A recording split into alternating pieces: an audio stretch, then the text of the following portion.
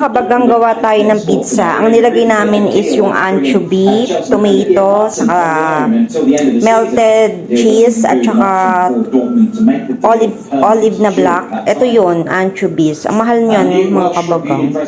Ang mahal pala ng anchovy na ganyan, yung dilis. Yan. For our dinner. Kabagang ganyan lang siya kalaki. Parang 100 plus to, kulang 200. Lagay na natin sa oven yung pizza.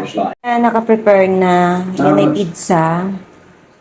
Masarap na pizza. Anchovy yung nasa ibabaw, yung mga dilis, melted cheese, at saka nagluto ko ng piritong baboy. Schnitzel daw tawag dyan.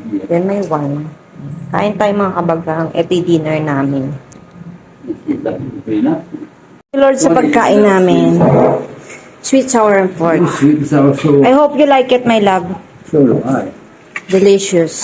Ang sarap.